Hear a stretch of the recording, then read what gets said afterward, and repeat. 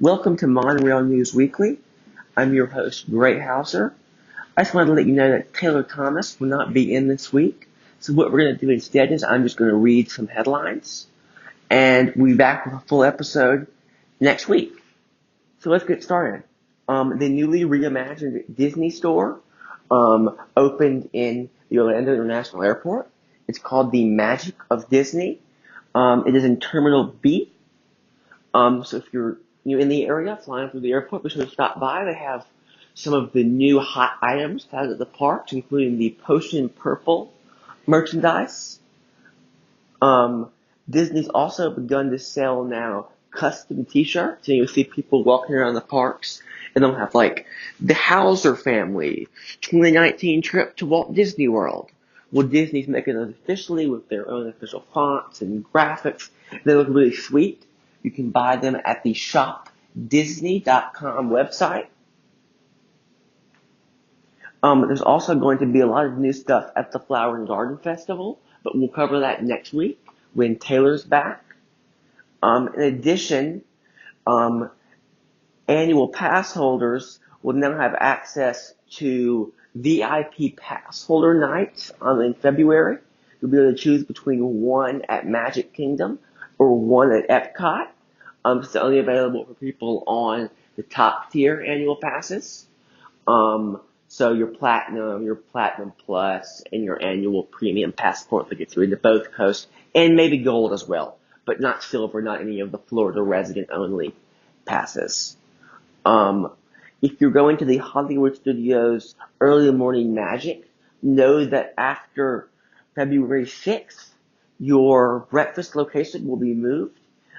It will no longer be at the ABC Commentary. It will now be at the Backlot Express location. The food will be the same, but it will just be a new location. Disney's begun testing the Skyliner, and revealed some new car design. You can check those out at monorailnews.com. This one's a little odd.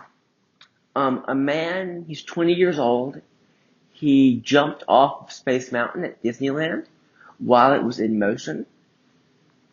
Miraculously, he was not injured. He walked himself to first aid, went to the hospital to get checked out for a precautionary exam. They found no injuries.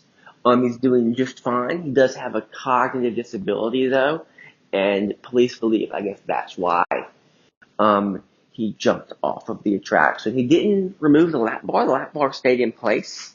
DOSH, the Occupational Safety Administration in California, is currently investigating the ride, and the ride remains down until the end of that investigation. Speaking of roller coasters, Rock and Roller Coaster at Disneyland Paris is going to close in September to make way for the Iron Man attraction, much anticipated. Also, Disney posted a new Every Roll a Starring Roll video that gives you a bit more of a behind-the-scenes look at Galaxy's Edge. Also, there's going to be tons of new Star Wars books and comics and fables coming out over the next couple of months that will delve into the details and the background of Batuu and Blackspire Outpost. That's, of course, the location of Star Wars Galaxy's Edge. And lastly, Whitewater Snacks has reopened at Disneyland's Grand California Hotel and Spa with a new menu. Features, breakfast and like burgers and flatbread pizzas and the whole 9 yards.